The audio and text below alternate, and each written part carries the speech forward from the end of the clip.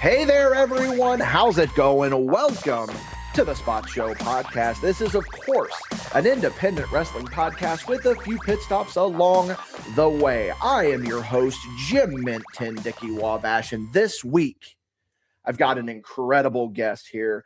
Dare I say, I had a thought. I want to get my favorite luchador here on the podcast with me. However, Super Colo was not available.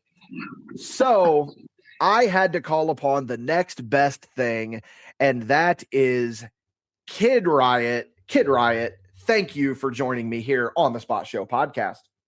Always. I love that you always, whenever we're discussing, you got to throw in a Super Colo reference because you know I'm a big mark for his work. But here's the story, and I think we've told this story before, or it was at least posted on social media. So what happened was I was randomly watching WCW cruiserweight matches, and Super Colo came out, and he was just so happened to be the one on TV. So I text Kid Riot, and I'm like, who's your favorite WCW luchador, and why is it Super Colo? And then come to find out, it was, in fact, Super Colo. So that was just kismet right there, brother. That was meant to be. So quick story about that. One of my first, I watched wrestling when I was super young, and then I kind of fell out because of home life situations. And when I jumped back in, one of the first pay-per-views I saw was Fall Brawl, where the first match of the card was Ray versus Super Colo. It was Super Colo's debut in WCW. And after that, I was like, brother can go. And so that's where my fandom from him started, was because it was literally my first match back into wrestling after a short break of fandom. Were you always a fan of the luchadors, or was that like something that because of Super Colo, he was kind of a gateway drug?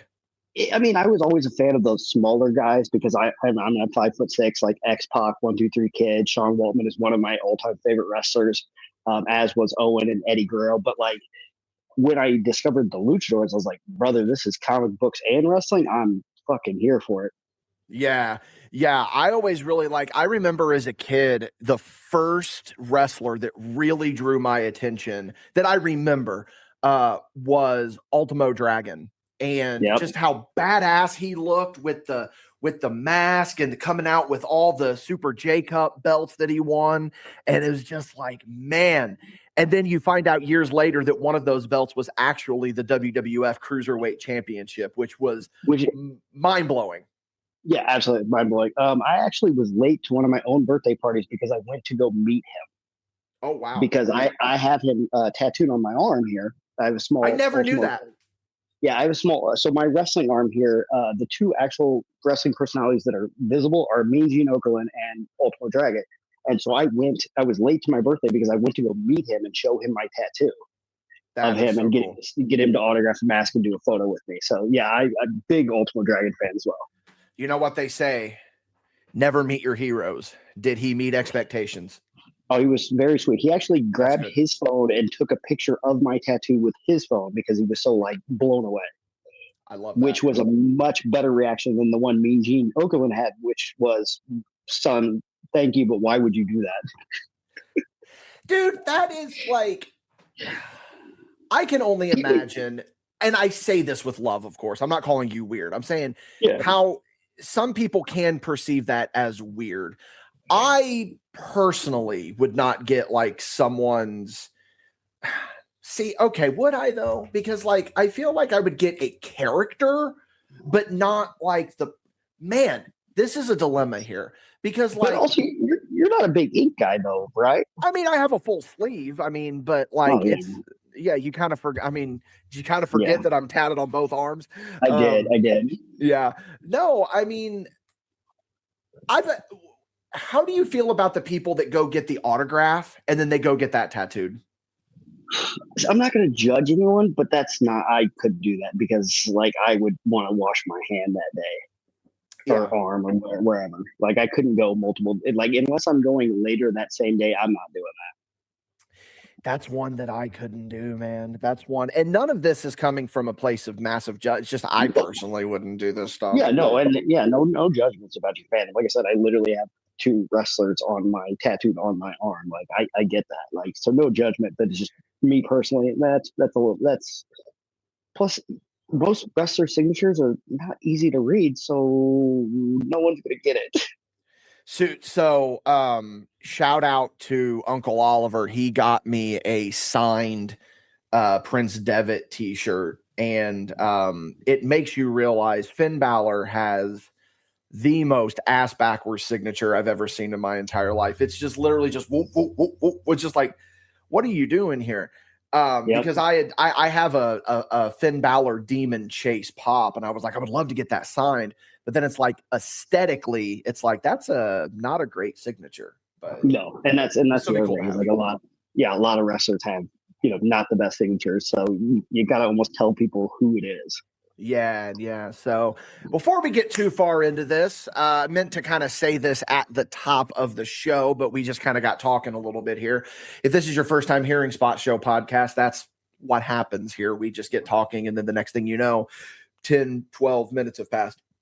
Want to give an update on everyone. I'm sure everyone is still concerned, as you should be, because brother's going through it. Madrox is doing well. I have been talking to him. He's in good spirits.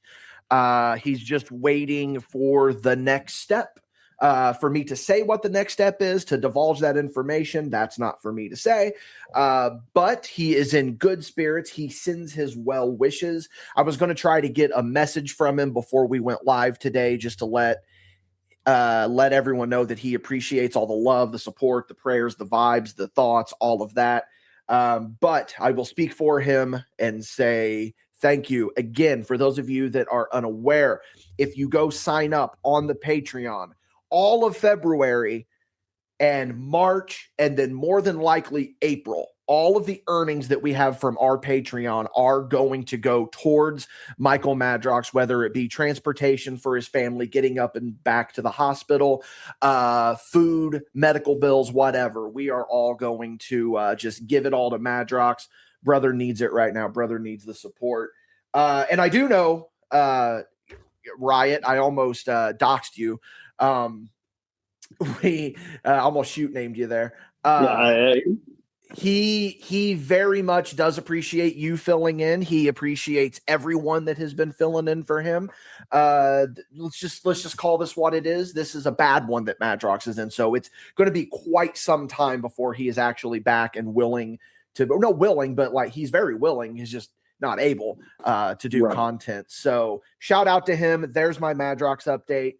Sorry we missed Spot Show last week. It was just kind of one of those, we're going through a lot. We're pretty busy right now, and we've got Madrox out. But speaking of being busy, for those of you that know, MadBash Wrestling has got a show coming up here, and that no good, dirty, rotten, pig stealing kid Riot decided to go get booked somewhere else that day. So I can't use him on the show as much as I would love to.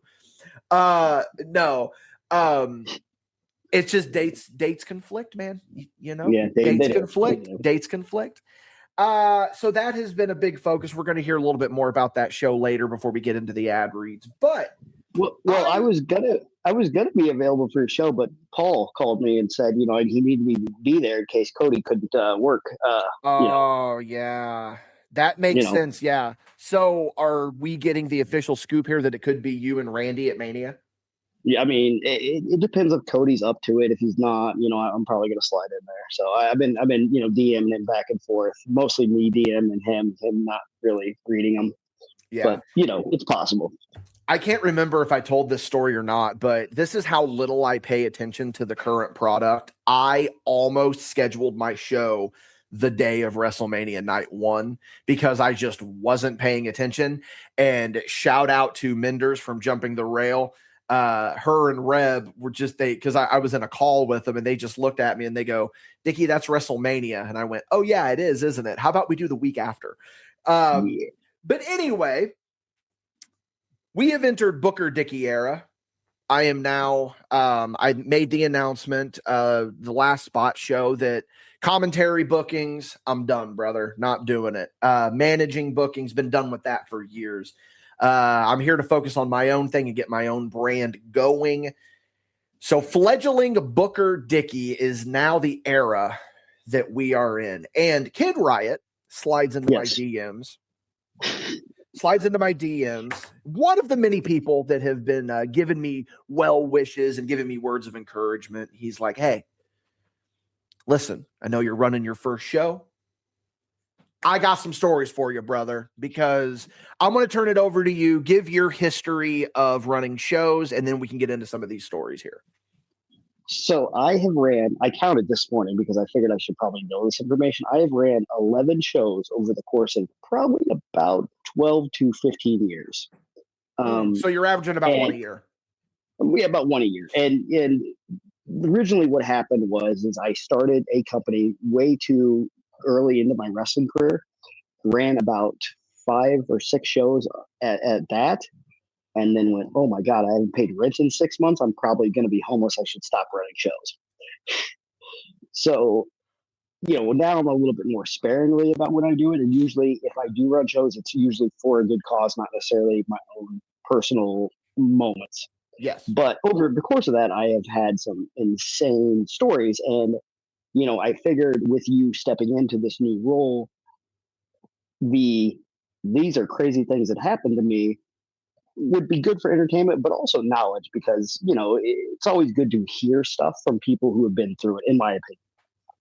Yeah. So basically what you want to do is give me a full-blown anxiety attack going into my first full show that I have booked by myself. Really appreciate that, brother. Love you. Hey,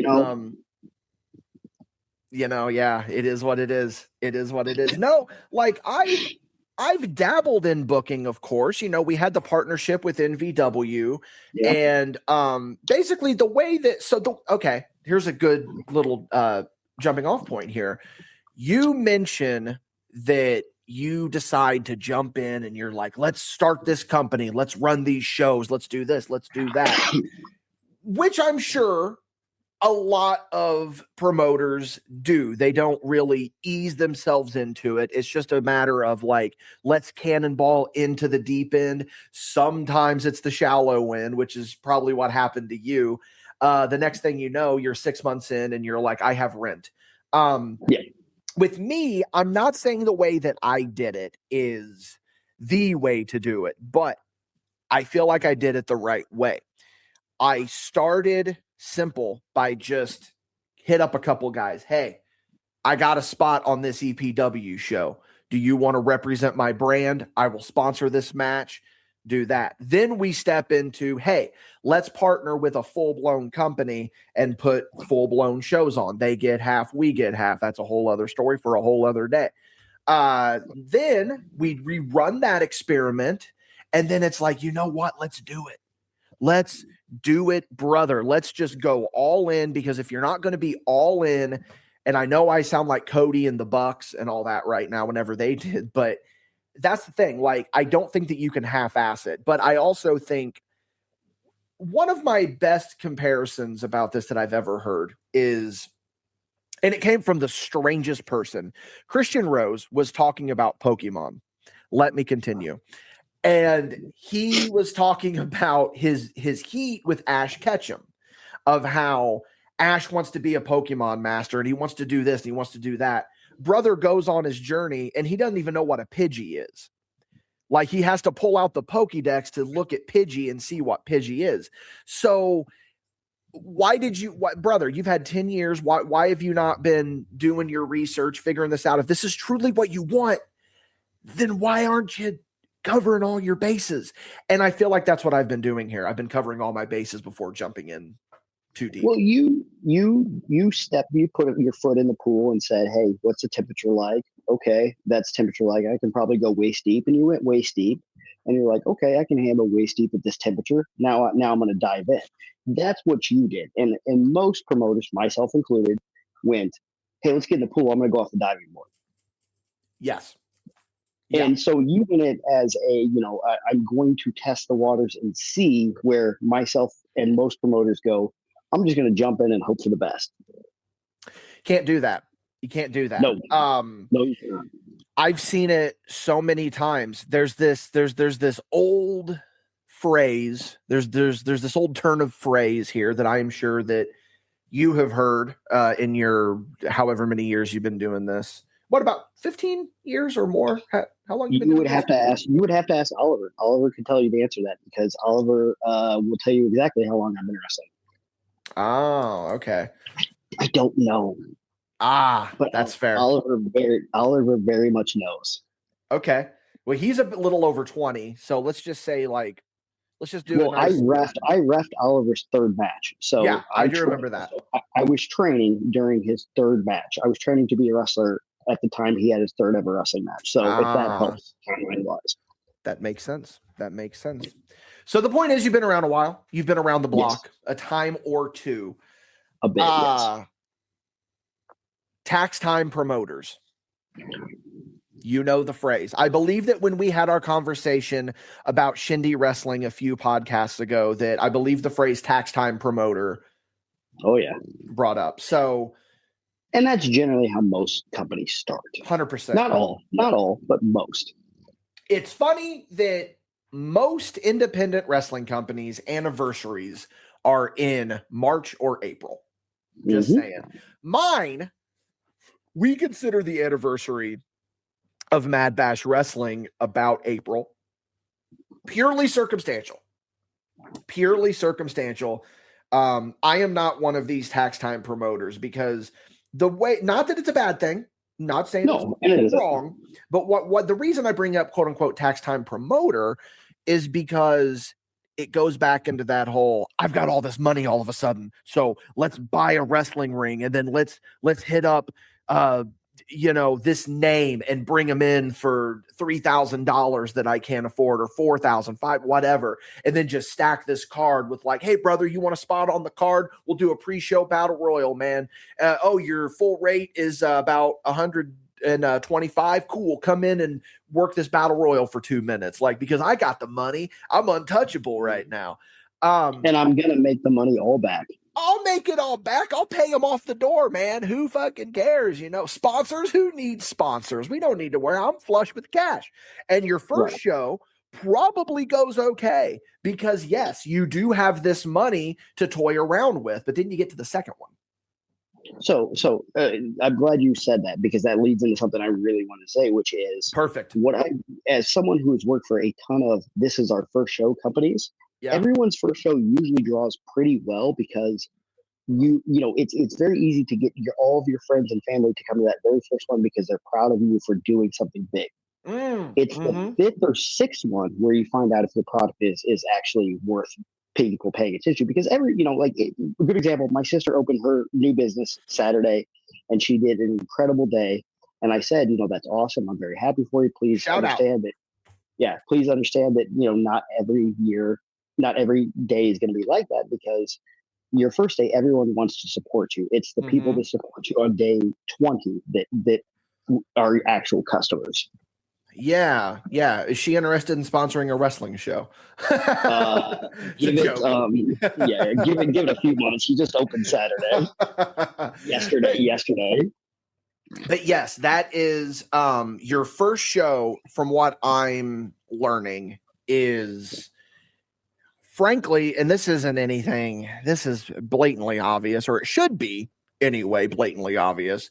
It's your make or break, because we talked about this when Oliver was on, because we talked about some of the stuff that's going into this show. This is the first time that wrestling has been done in this venue.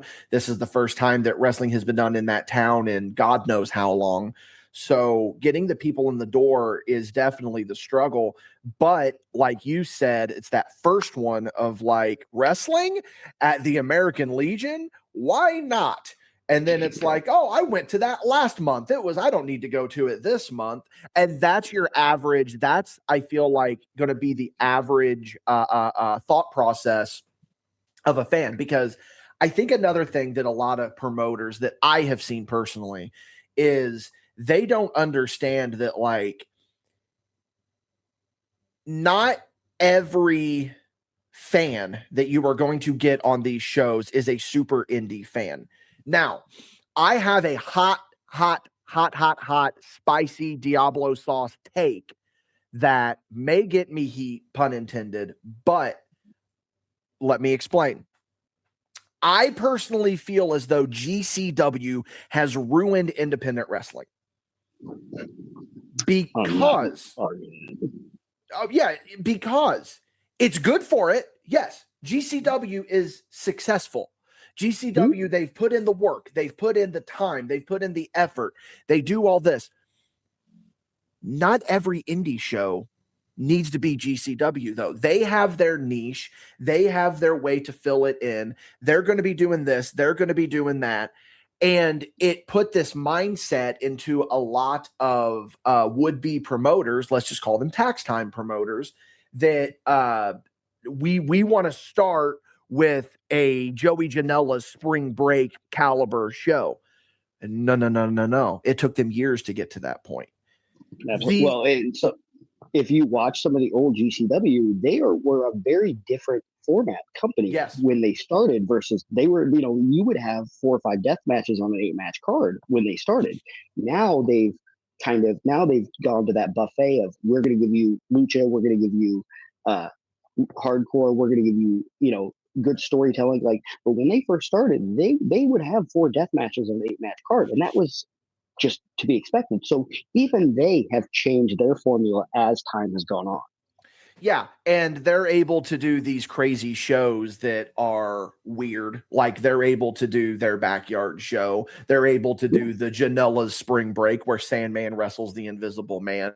They're able to do all of this experimental stuff because they have gotten to that point. So when I say that they have ruined independent wrestling, it's more of they have ruined the mindset of these indie promoters, I think.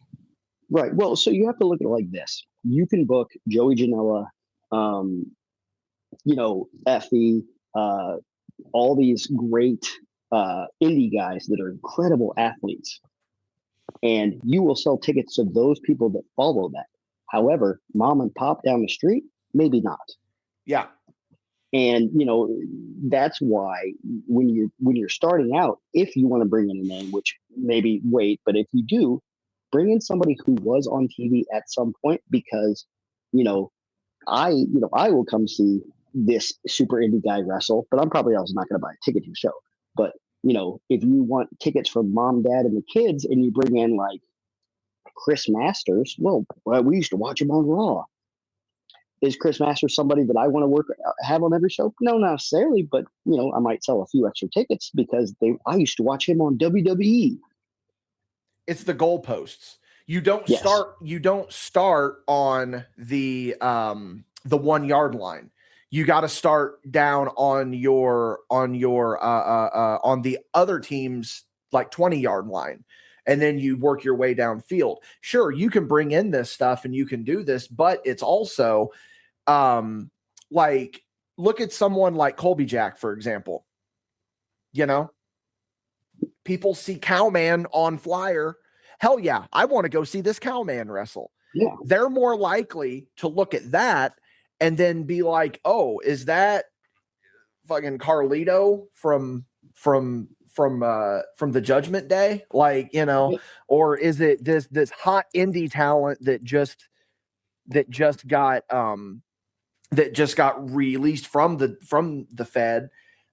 No, they don't know. Like you said, mom and pop don't understand that stuff but to bring it back to the GCW point, they've got an echo chamber of fans that are the smart, super indie fans that want to see this. I'm going to tell a story here, and I am not going to name names in this, but maybe I will in Paid Show. Maybe I'll mention it on Paid Show. I was talking to a guy. We were doing some weekly shows in a certain town.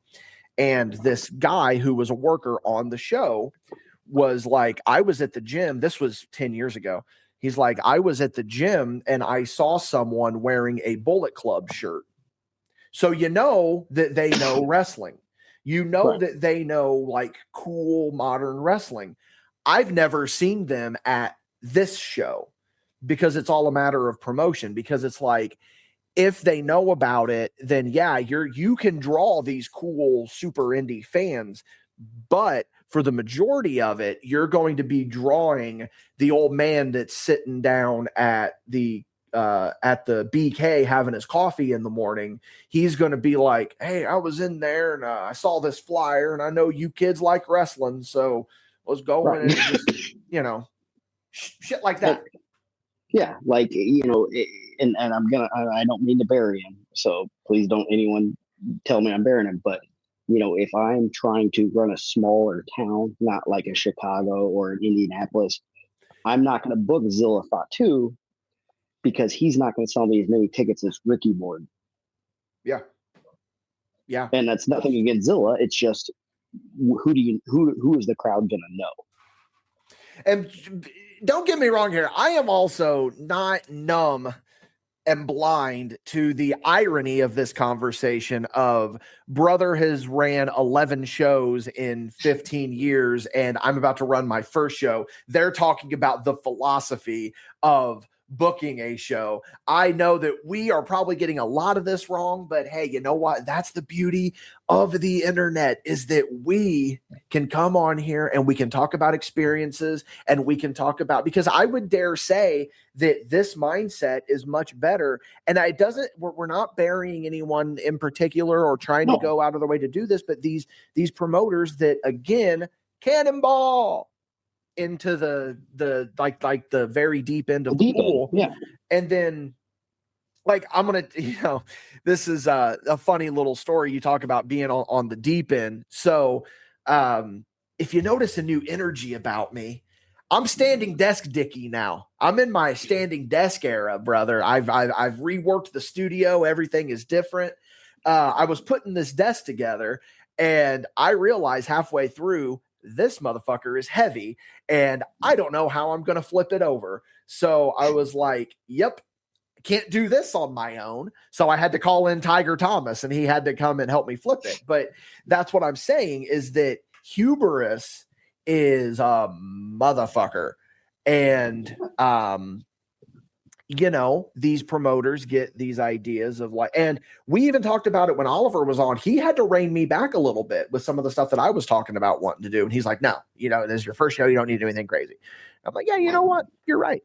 You're right. Yeah. Shout out to Uncle Ollie. You people are going to get real tired of him because he's probably going to be the second mic a lot moving forward. But no, it's I think that another thing that we talked about was ignore the messenger. It's the message, Right. and that can be in a negative light of where it's like, I don't disagree with the message, it's the person saying it. But take that and flip it. And then it's like, don't look at just because of who we are, but it's like, we're actually spitting some facts here. So, keep what we're saying in mind, but we're going to continue to spit some facts, and I am going to hear some stories that are going to give me an anxiety attack as I prepare for my first show. But I just want to remind everyone that this is, of course, the Spot Show podcast. Each and every week, my friends and I get together and we talk about the wacky world of independent wrestling and everything in between. If you like what I got going on over here, you can, of course, go on over to patreon.com/MadBash Studios. Back us at the $5 tier. There, you're going to get all of our content early and ad-free. And as always, for the next couple of months, all of the earnings on Patreon are going to support Big Brother Madrox. Take care of him. That's really a good cause. You're getting something in return, and you're able to help out the brother to get him back on his 1 foot. But I understand sometimes you don't have the extra money to toss our way. I get that. There are free ways that you can support us. Go to madbashstudios.com. There you'll find links to all of our social media accounts. Go to Facebook, give us a like. Go to YouTube, give us a subscribe.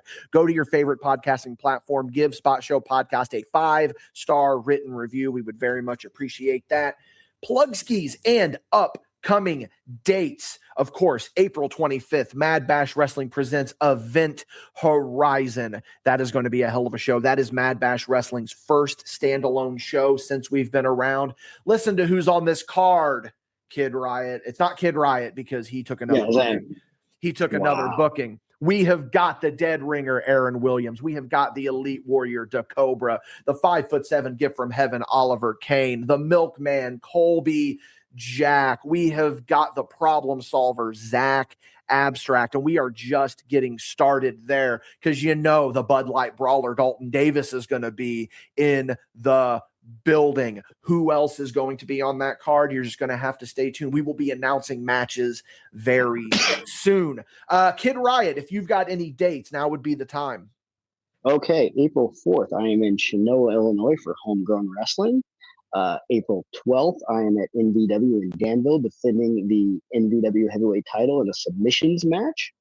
And April 18th, which I know is WrestleMania weekend, I am at Fantastic League of Wrestling up in the Chicagoland area for a Special Olympics benefit show to raise money for Special Olympics. I got to come up there and meet some of the athletes and announce the show publicly and got a huge happy response for that. So I'm incredibly excited for that as well. And those are the three big ones I got coming up soon. Love that. So if you want to see me or Kid Riot, that is where you need to go. Again, patreon.com/MadBash Studios is, of course, the big plug ski. But listen, you're probably not on the Patreon right now, so you are about to hear a word from our sponsors. This episode is brought to you by Venom Energy. Hey, we've all been there, and there's nothing wrong with admitting to it.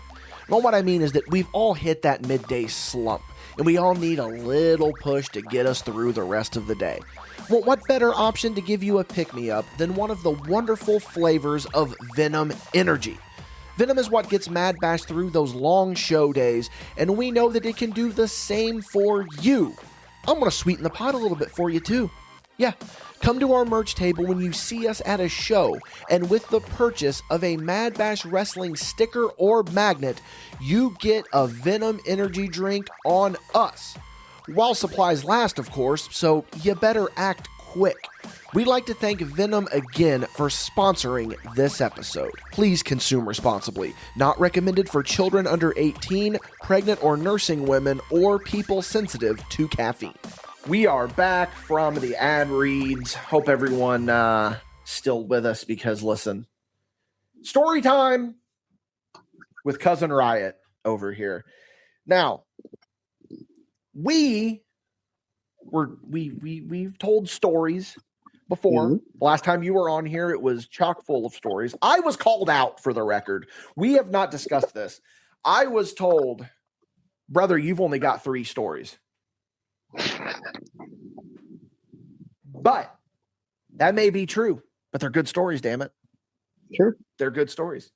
I had a story that has been told about me about 100 times, and last night it was told about me in Spanish, and I knew what the story was just by watching his reactions and body language while telling it, and because I'd heard the story so many times, he literally looked at me and goes, "Did you understand that?" I said, "I know, but I know what story you just told because I've heard it 100 times." That's all you need. That's that international spot, brother. That's what I'm telling you. That's the international spot right there. But see, Kid Riot is a storyteller by nature. That's what he is. That's what he do.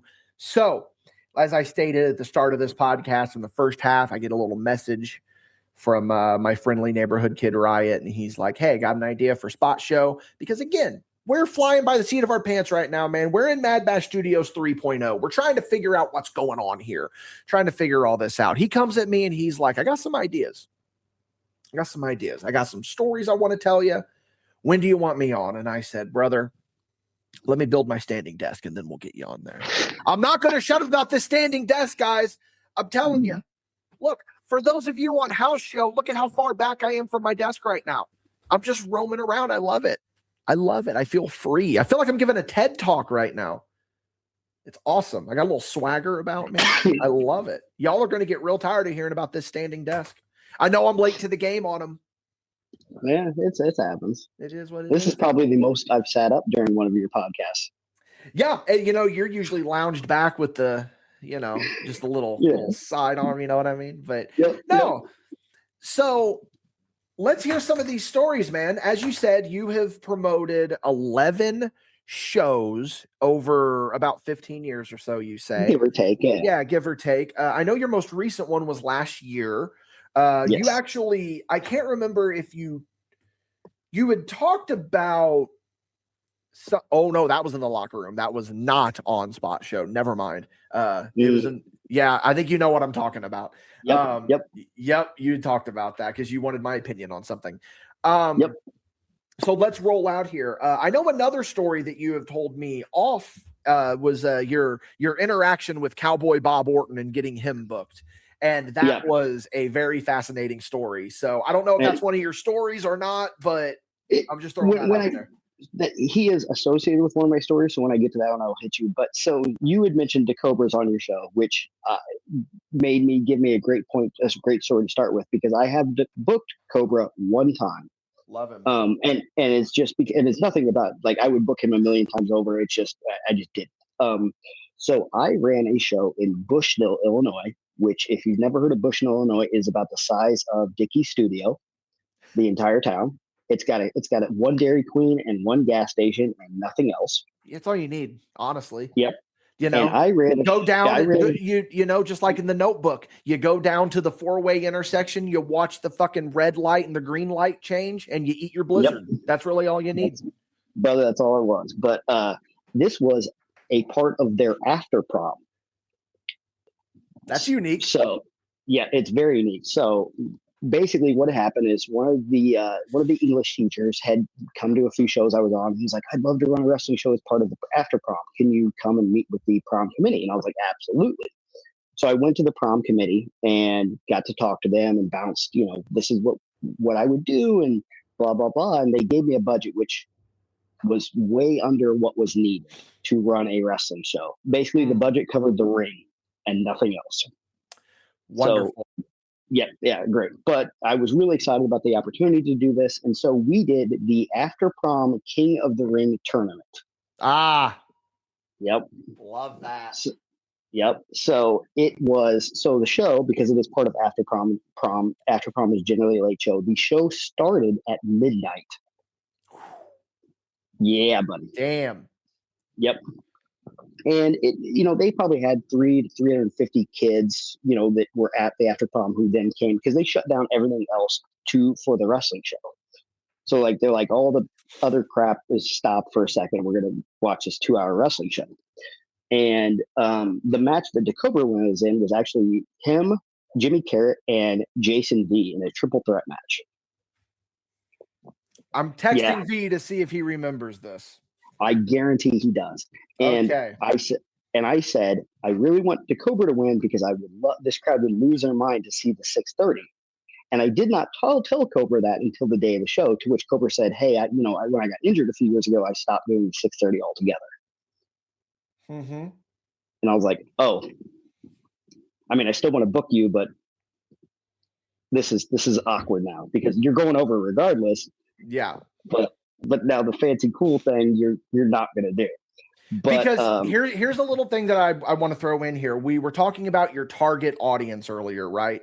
Yes. Wrestling shows are notorious for whether it be, I laugh at, but like whether it be an after prom or a street fair or a fraternity party or a festival or stuff like that. That is what you want to do, is do that cool stuff, because these people 9 times out of 10 are not wrestling fans. Wrestling just so happens to be presented to them. So they want to see the cool flippy dippy stuff. Absolutely. So we did the After Prom King of the Ring tournament. And at one point in my match, I was wrestling a guy about 6'6", and I'm 5'6". At the time, I think I was like right around 200 pounds. He was 6'6", probably 350, maybe 375. So it's a very much a mismatch. But we had an old angle where the teacher that brought me in was going to get involved, and he was going to help with the finish, and happy vibes, and they get to see the teacher punch the big bad wrestler and all that good stuff. Grease those palms, brother. That's how you maintain that relationship. Yep. So what I did not know was, and I knew the guy, and I had a lot of love for him up until he passed on a few years ago, and we miss him dearly. But he was on the floor. We were on the floor fighting, and he vertical suplexed me on the gym floor, no mats. Oh. I was like, dear God, this hurt. Because I found out we were doing a vertical suplex when my feet were pointing in the sky. Love that. Yep, up and boom. And I hit that gym floor, no mats, and I was just like, Jesus Christ. And he's like, "It's cool, brother. You're going over." No, it's not, because I still got to tear down this ring. I am deceased. Yeah. So, and they had said like we wanted big characters, and that's one of the biggest reasons I immediately, well, one, because I love Jason D, but also I booked him because this is fabulous Jason D time. So like if you want a big character, fabulous Jason D is that big character. What year is this? And if you said, I apologize. I just didn't catch it. You know what? Hang on one second. I'm gonna look at the trophy and I'll tell you. Oh, there's a trophy involved in this one. See, now that's the trick right there, man, is that you get a trophy so that the people at the show can be like, hey, that's really cool. That's what I like to see. Props. Props are what we're getting at here, man. So this was 2010. So you're talking, this is Jason V is just really starting to figure out. Yeah, just starting to figure it out. This is golden Jimmy Carrot. 24K Jimmy Carrot. Yeah, baby. I still call him that to this day. I mean, as you should. But so we do this prom show, and it goes from, I think it was like midnight to like 1:30 or 2 a.m., about hour and a half, 2 hour show. And it gets great reactions. Everyone's super into it. And then the reality dawns on me that it's 2 a.m. and we are an hour and a half away from my home, and we still have to tear down the ring. Ugh. So that was a 5 a.m. get home after ring teardown. They asked me to come back the following year. And I said, well, I need a little bit more money because I lost my backside on that one because I had to pay all the talent still. And they covered the ring cost. And then they never messaged me again because they were not going to give me more money. That adds up. That adds up. We did have an interesting situation though, because we had two guys that were doing kind of Chippendale, but like very out of shape gimmicks. Oh yeah, the old Big Dick Johnson style. Yeah, baby. And one of the teachers they decided was their primary target. So then we had to have a conversation about maybe not doing that. So that's when I learned that you plan a budget before the meeting, not during the meeting. Oh. Because, $300 paid for the ring and nothing else. And at the end of the night, everybody wanted their money, as they should, because you pay the boys. But yeah, I didn't have a job that really equated being able to do that. So it was a very awkward night, to say the least. Ooh. But that's when I learned you plan your budget before the day of the show, not during the show. Yeah, so that's smart. There's a lesson for you right there. Well, I mean, that's not even a lesson that I need. I mean, I've already got, I've got spreadsheets, man. I've got spreadsheets. I've got spreadsheets breaking it down. You're a little bit, but you've been very business oriented in every aspect of your life, so that's understandable. Yes. So, but that was wrestling at After Prom. I wish there was video of it. There's like 5 pictures on Facebook, unfortunately, and that's it. I had hair, so that's crazy to think about. Beautiful blonde hair. Those who don't know, I'm bald. I mean, I think everyone knows that. I posted a few pictures in the back of my head, so I think everyone knows that. But yeah, I had beautiful blonde hair. But so that gives you an idea how long ago that was. That was the After Prom King of the Ring 2010. And yes, because I know somebody's going to ask. Of course, I put myself over on it, and the trophy's still sitting right over there in my living room. I kind of assumed. Big old mark for myself. Yeah, that's what the jokes were made whenever we first got the MadBash Wrestling Championship. I took a picture of it to send to the GC, and it's me. It's me wearing the belt, just like kind of showing it off. And then I don't remember. That's what you were doing for the show. That's what I assumed you were putting it on yourself at the very first show. Well, that joke was made of like, the promoter already put the belt on him. Well, I figured that was going to be that. I figured that's how your April show ends. And if I hope I'm not ruining the show by giving spoilers. Yeah, I'm gonna go over on Devontae Dirty is the plan. Good luck with that. Yeah, I've been punched by Devontae. Good luck with that. Ooh, I was talking to Matt Cage about Devontae, and he was like, yeah, I've wrestled one match with him. I'd love to wrestle more. He said, I'm going to tell you a funny Devontae story. He said, I went into that match with a bad neck. He goes, somehow Devontae fixed my neck in that match. He said, he hit me with that rear view and I snap bumped on it and I got up and I could actually move my head. Yep. God. So That was a really, before we get, I just want to give a quick shout out here too. This past weekend, I got to reconnect with Matt Cage for the first time in like 10 years, and that was really fucking cool. So shout out to Matt Cage. Shout out to Matt Cage. I worked a show with him on Friday the 13th, and it was incredibly good to see him. He gave me a big old hug, which is probably, and it was really, really good to see him. It was him and Rose teaming up, and that was blast as from the baby past. faces. So take as long as you need to digest that mentality. Yeah. The last time I had seen Cage, he had only been out for maybe a year or two. So to see just truly how happy he is, like being able to be unabashedly himself. I love to see that shit. Love to see that shit. And it's really funny. I was talking to him like our philosophies, because he was like, just when I thought I was out, they pulled me back in. And I'm like, same happened to me. And we were talking about like our philosophies now that we're on these new runs, and we line up on them almost exactly. So it's really cool. Cage is a good brother. Love Cage. Love Matt Cage. Love him to death. Hey, have you ever wrestled in a church? Brother, who are you talking to here? My Ascend the Throne tournament was in a church. Was it? Yeah, and then I've been to D6, and that's in an old church. So yeah. Okay, brother. see, I've never been to either one of those places, so I didn't know. But I ran 6 wrestling shows inside of a church. And it was a decommissioned church that has now become a wedding venue. Mm-hmm. So the setup is, it looks like a church on the outside, it looks like a church on the inside, except for it's got a bar off to the side. Which, perfect, great for wedding venues, but not great when Tracy Smothers has a live mic. I was wondering when we would get to Tracy. So the very last show I ran in said church, which I have other stories of church we'll get to here in a second, but the very last show I ran in the church, Tracy was on the said show. And on the fly, on the run sheet, it said at the bottom, no promos, I mean it. If you ever worked a show with Tracy, good luck. He's getting that money. You ain't gonna stop the wild-eyed Italian boy. You ain't. So he grabs that mic and he starts, working the crowd a little bit. And he said, "You're in here wrestling in the church." And he says, and I quote, "I will, until the day I die, remember saying," he goes, "and it must be a Catholic church because you got a bar in the middle of it." Whoa. How much heat?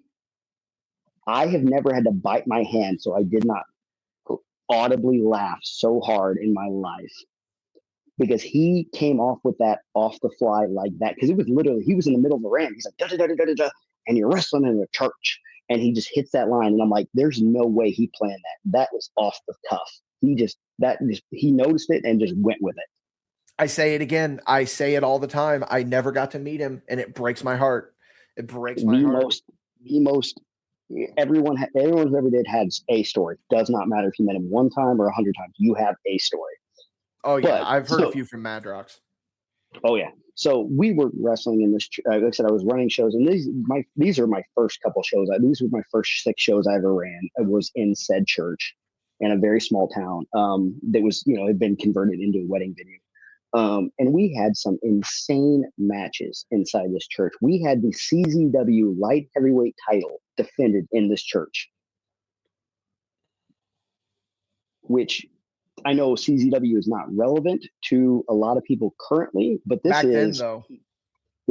is probably 2007, 2008. So we're talking like peak CZW.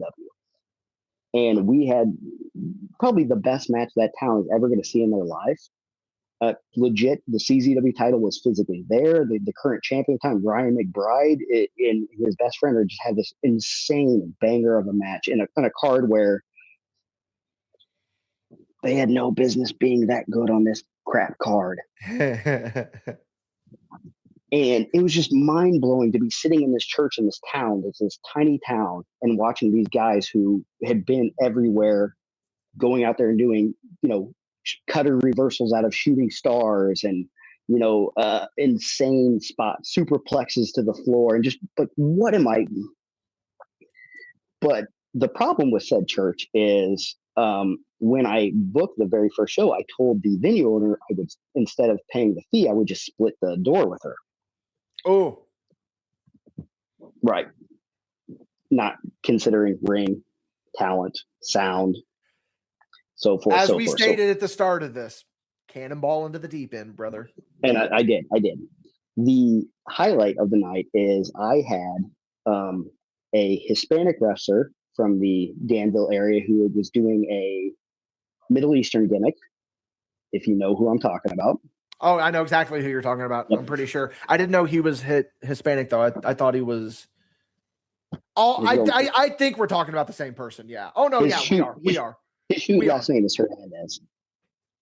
We are. Yeah, I'm pretty sure. Yeah. So I had him on the show, and on the same show, I had a Middle Eastern gentleman who was running a masked lucha gimmick. This was Identity Crisis Wrestling, essentially. Oh yeah, the Middle Eastern gentleman. ICW. Yeah, absolutely. So the Middle Eastern gentleman went on to be a young man named Mustafa Ali. Whoa, there's a name drop. Because he used to be around. Yeah, he used to be around here all the time. I remember. And so I have Hispanic wrestler doing a Muslim gimmick but on the same card as Muslim gentleman doing a lucha gimmick.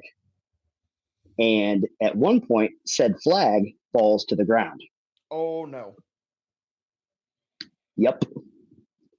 I don't know if you've ever been in the middle of a racially tensioned locker room fight. Never. Who, buddy? One of those guys got brought back. The other one was from Danville. By the way, update from Jason V. He does remember the match. I'm going to text him back any thoughts. Okay. So let's go back a little bit here. Here's an update from Jason V. He said Drew got in trouble because he did an Undertaker dive out of the ring into a bouncy house. He did. I forgot about that. He did. Which, for the record, roles reversed. I wasn't the promoter. I'd have done the same thing. Yeah.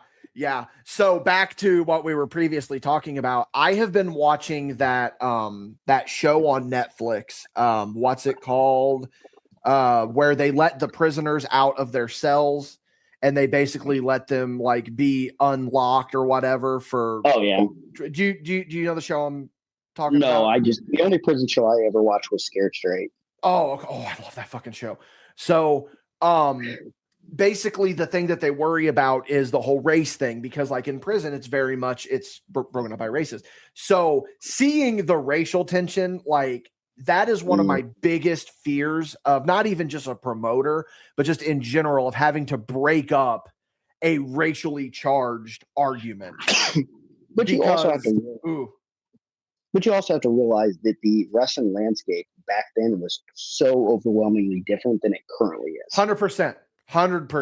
There was this thing that was called political incorrectness, and it wasn't as it's not as prevalent anymore. But yeah, no, I can imagine that some slurs were probably thrown around. It was. He did.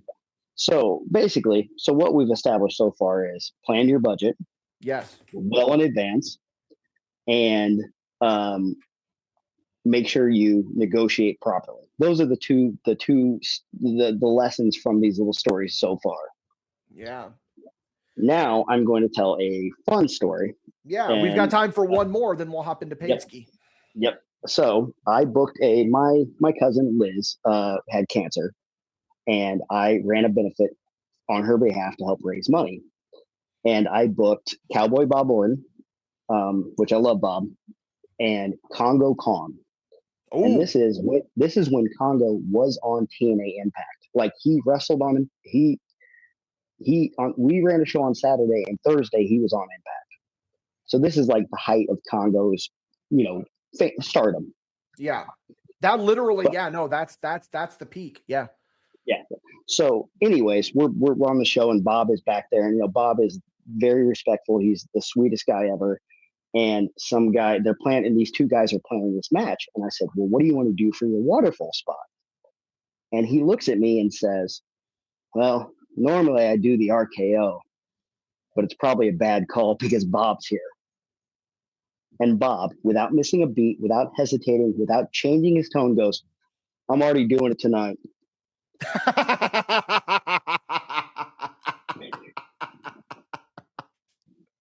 And the guy just was like, well, yeah, obviously I'm not going to do that. Did he, though? Nope. I love that. Absolutely not. He was just working that guy. Bob did not do the RKO at all. He just wanted to work. That's kind of what I figured, but yep, that's still great.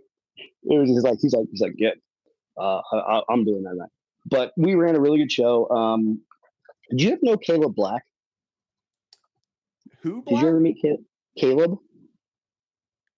That name sounds.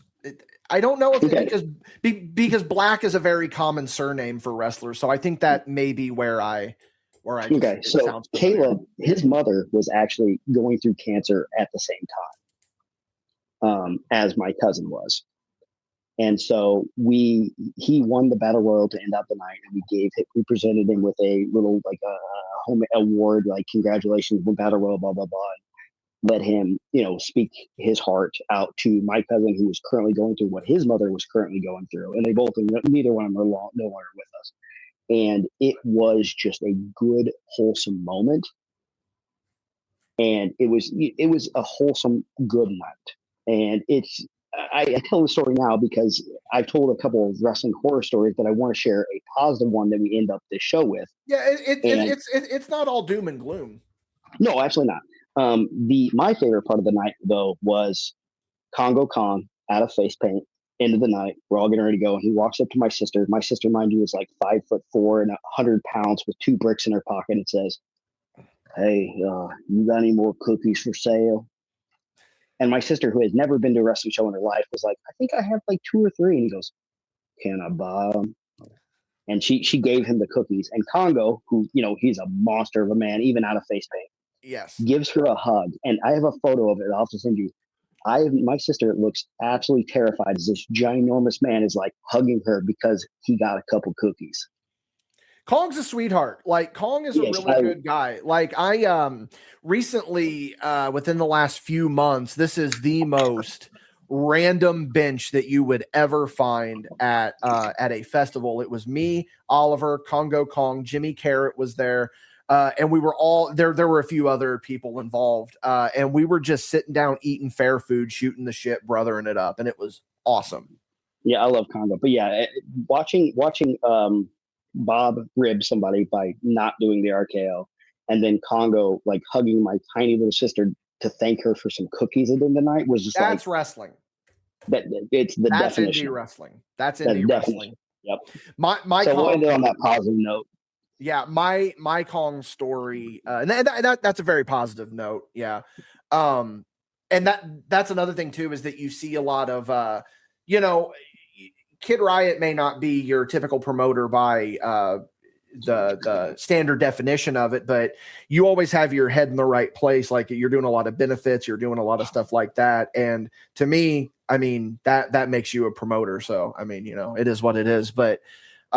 My Kong story doesn't even really involve him, kind of does. It was really funny because Mark Vandy essentially became like another son for my mom and dad. He would come down and work New Wave shows, and so we were double shotting it. We would do UWC, then we would do New Wave. And he would come, like I would come in. He would usually beat me back from Georgetown. He would be just sitting watching cops with my mom shooting the shit. But anyway, Kong was booked for New Wave, and he was going to originally ride with Vandy. And Kong was, I was still living at home at the time. Like I said, Vandy would come stay with us. And he was like, "Hey, do you have a spare bed for Kong?" And I was like, yeah, we can probably arrange something. He goes, good, because he doesn't like to sleep on couches. He would prefer to sleep on beds, whatever. And I'm like, yeah, we got you covered. So it ended up not happening. But a few months later, I just turned on TNA Impact for shits and giggles, wasn't really even following the product. And Congo Kong is coming to the ring. And I go, my mom was, I said, hey, Mom, that guy almost stayed in our house. And she goes, what? Because, I mean, it's called like huge fucking Congo Kong, you know? Face paint and everything, you know? Face paint and everything. I was like, hey, he would it, you know? But that's just a really funny. I just picture the image of walking in and Congo Kong is watching Cops with my mom and just cutting it up. Like, dude, Vandy would get up and have breakfast with my dad and then be gone before I woke up. Just like, well, and anyone who's ever met your dad's a character unto himself. He's the man. One of my favorite pictures of all time is from the Blue album, and it's you sitting next to my dad. Like, as you just randomly got into the crowd and you just were sitting down, and I don't think you knew it was my dad. No, I didn't. At that time. I didn't have a clue it was your dad, but I went and sat there because Oliver wouldn't shut up about burying the Blue album. So I went and sat in the crowd because he wouldn't stop talking about burying the Blue album while I was trying to have a match with him. Oliver is the king of I need to go kill time because someone is running late. That's what he was doing. Yeah. Yes, but like he's out there just burying the Blue album. So I got the ring and I sit down next to this random fan, and it turns out it was your dad. So happened to be Tiger.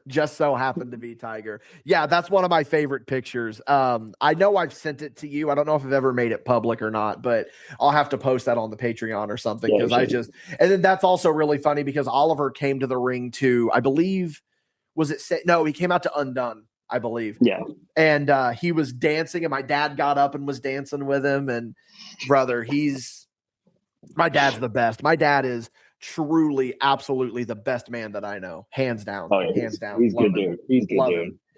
Well, Riot, this was such a fun conversation. We really ran the gambit of, we started talking about a little lucha libre, talked about a little bit of booking, talked about a little bit of making them towns. Love it. I think the biggest advice, hey man, the best advice that you gave me, it wasn't even, this is what was so great about it, is that you weren't like shoving advice down my throat. It was just like, I'm going to tell these stories, take away from these stories what you will, essentially make your own advice. And I think that's the best way to give advice. Well, I mean, if I tell you what to do and I'm wrong, then you ain't never going to listen to me again. Well, I am one of these people that I hate to be told what to do. I'm going to do it myself, brother. And then I may end up just crashing and burning, you know what I mean? But right, brother. Hey man, you want an opportunity, Kid Riot? I say you cancel your booking on the 25th and you come work for me. You remind me when we jump on page, remind me to tell you a story about that fella from last night. I will, man. So all right, give you a little. So that's our first T-ski for Paige show there. The other one I said I was going to name a couple of names. And then Kid Riot has got one more story for us that he said has to be on Paige show. So everyone look forward to that. The $5 tier, not to shove too much down your throats again, but all Patreon earnings are going towards a good cause. They're going towards Michael Madrox. At least February and March, we'll see where we're at going forward. That's a couple $100 that's really gonna help the brother, really help him out in a tough time. You know, I'm not a prayer type of guy, but my thoughts have been with him. If you are a prayer guy or gal, give him your prayers, give him your thoughts, all that. So we're going to go ahead and hop off here. Kid Riot, thank you so much for joining me. Always. We were actually talking about you returning to Big Stupid Popcorn at some point too. And if you remember, you told me something and I'm going to hold you to it. Do you remember this? No. You said that if you return to Big Stupid Popcorn, you will have watched Maximum Conviction before getting back on Big Stupid Popcorn. I haven't done it yet. Hey, you got time because I've got this month covered. Reb is coming on and we are doing Walking Tall, and that is one that I am looking so forward to. That's amazing. That was his choice. He'll be good with that. Yes, well, it was his choice. He said, hey, I want to be on there and I want to talk about just like how you picked Body Slam. and then Well, we forced you to do See No Evil. Well, you got to realize that means you guys are gonna cover one of the best wrestlers to ever work WrestleMania, his movie, and The Rock. Yes, exactly. I knew where you were going with that. Johnny Knoxville, baby. Instantly. I love that Johnny Knoxville has turned into Jamie Lee Curtis, by the way. If you guys have not seen current Johnny Knoxville, you should really look up a picture of him. But yeah, anyway, we're going to go ahead and hop off here. We are going to get on Paid Show. MadBashStudios.com for everything MadBash. What Kid Riot and I are talking about here is, of course, Big Stupid Popcorn, available at the $10 tier on our Patreon. But again, MadBashStudios.com is one of the best ways to support us. Patreon helps keep the microphones on and the envelopes full. You can, of course, find me on Instagram at DWobsEditBay. Kid Riot, where can they find you? You do this every time, and you know I don't. My Instagram is space as in outer space, Rudo, Rudo. I believe that's the same for my TikTok, but don't quote me on that. Yes, I'm pretty and sure. And then, yeah. So that's the easiest place to find me. Yeah. Yeah, you should definitely go follow Kid Riot. He's one of the good brothers. He's one of these guys that has stepped up and become like an unofficial second mic for me when I need him, and I appreciate it more than anything. The conversation is still rolling. We are going to run into Paid Show. A couple redacted stories are going to be told. But for those of you that are not on the Patreon, we will see you down the road on some form of content.